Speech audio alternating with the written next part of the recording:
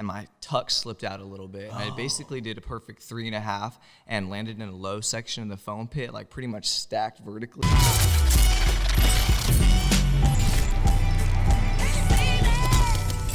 And I think one of the craziest things about it that people may not know is that before you got that call, you had just been coming off of a very major injury. Yes. And how shortly after that injury did you take Jungle Book?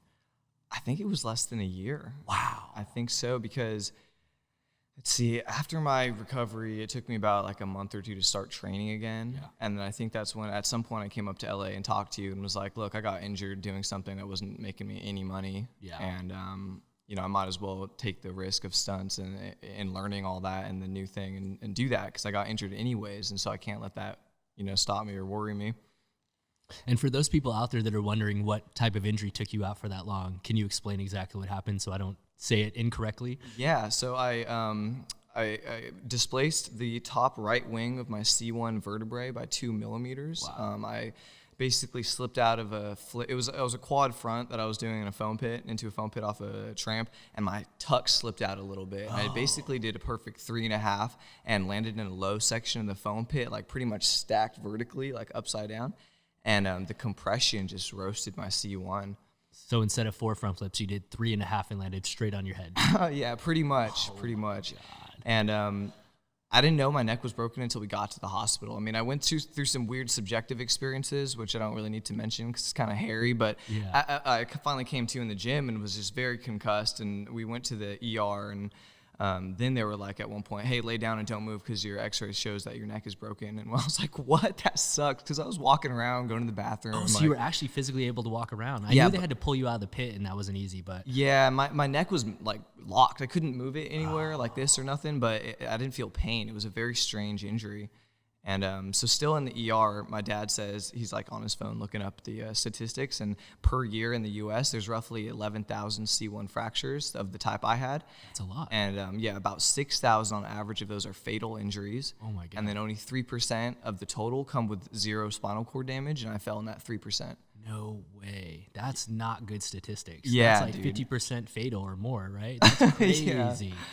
Oh my God, man. That's so insane. And how do you know, I mean, you may not know, but like, how do the other C1 injuries happen? Because yours is such a unique situation. I don't know how these other people break them. I didn't even look it up. I just watched a lot of Netflix and thought about my life for a while. Like, that was an interesting 4.5 months of recovery. Yeah, and what's the recovery process on a broken neck? Is it surgical repair, or is it just rest in time? It is a lot of the time surgical, but for me, I lucked out. I didn't even need a halo, which is that thing they bolt into your head and like shoulders and stuff. They just gave me a neck brace and like a special one to shower with, which I never used. It was so awkward, so I just took off my neck brace and showered like without it for the full 4 months. But it was just rest and recovery, and I could walk around, but I couldn't be in a car in case someone else hit us. And oh yeah, because you could get refractured or injured. Yeah. Holy crap. That's crazy. And did when you started coming back from training, did you see any hindrances as a result of the neck, or did you have full range of motion again? Range of motion was cool, although anything like front, forward, flipping, my neck was weak. You know what I mean? Like it took a minute to get this strength back to be able to feel that, and the core strength up here leading into that. That was kind of weird. And then what about mentally? Does an injury like that have like a huge impact over your mind and mentality training wise?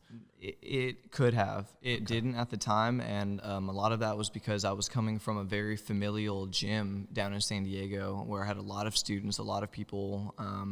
I mean, there's a lot of mutual inspiration going on there. And one of the things I stood for at the time was just not giving up or not stopping. And I don't think it would have been possible for me to stop and just like see all these kids and then let them know that this person they thought was just going to quit after an injury. Yeah. Just didn't make sense, you know? Totally. So I had to. You just had to be that example. Yeah. Man, such a crazy example to be too. It's one of those where you don't want the recognition of being the guy that came back from the broken neck necessarily.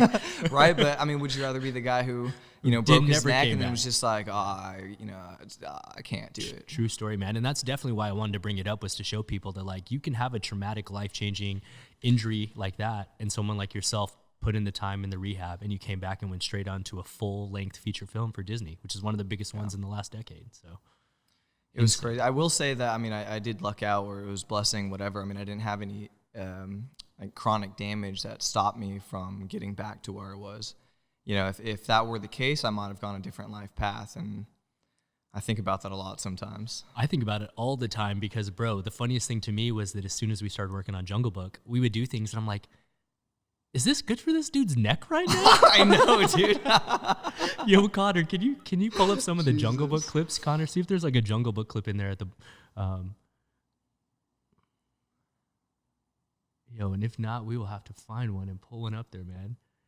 That is crazy. Yo, Connor, click a mocap reel.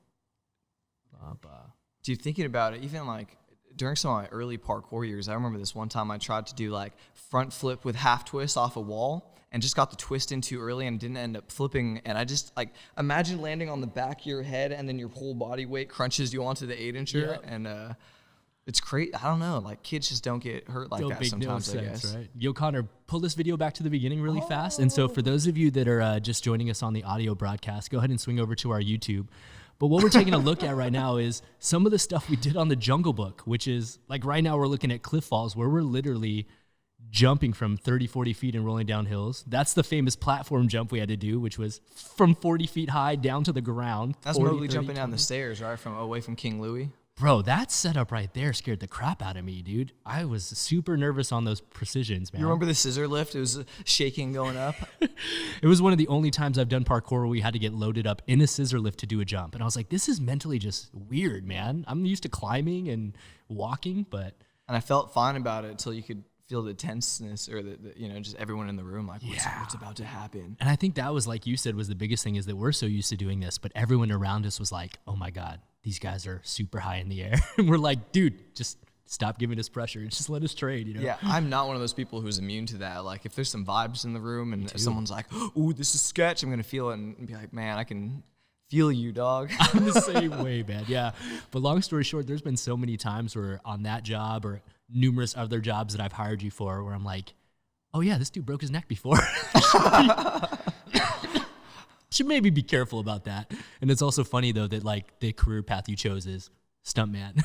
Right? Yeah. Yeah. Where the objective is to fall as hard as you can and look like you died and then get back up and do it again. So